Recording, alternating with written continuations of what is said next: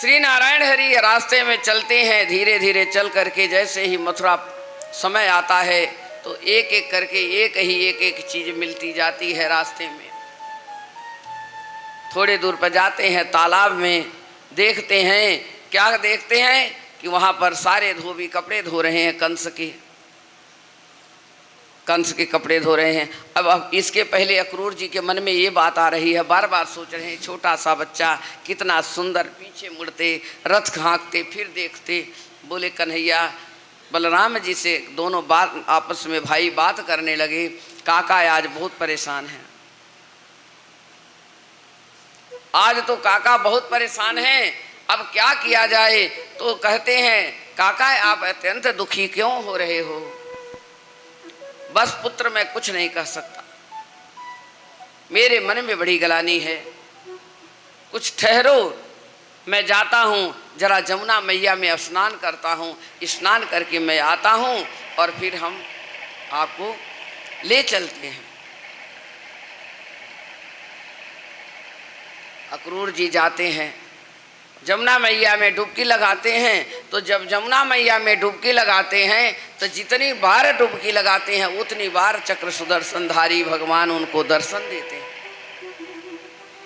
उतनी बार उनको दर्शन मिलता है कन्हैया को।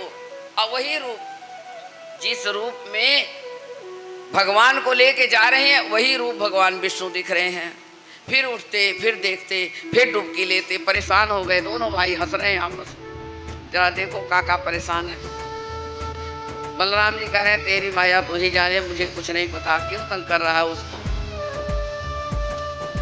काका जब देख लिए कि साक्षात विष्णु ही हमारा जो भतीजा है, तब मन में उनके शांति हो गई।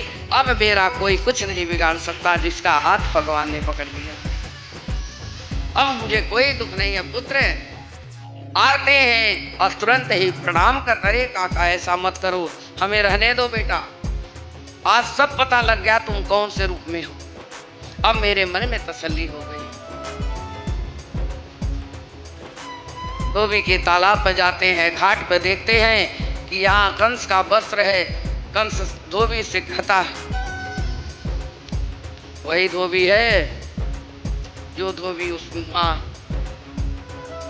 माता सीता जी को कहा था, वही धोबी यहाँ पर है जो कंस का कपड़ा धो रहा है। भगवान कहते हैं, ये वस्त्र जो तुम धो रहे हो ना, इसको एक एक वस्त्र जितने हमारे ग्वाल वाल है सब क्यों दे दीजिए। चल हट, पता नहीं कहाँ से आया है, ये वस्त्र कहाँ से तुम्हें दे देंगे,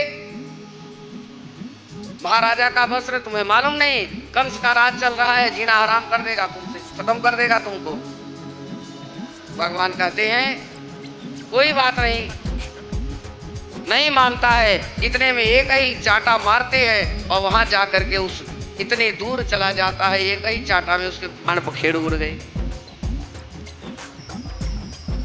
सारे वस्त्र जितने थे सब राजशाही घाट जो कपड़े थे सारे ग्वाल बाल को दे दिए भगवान जी, पैरो सब चलो मामा के घर जा रहे हैं हम।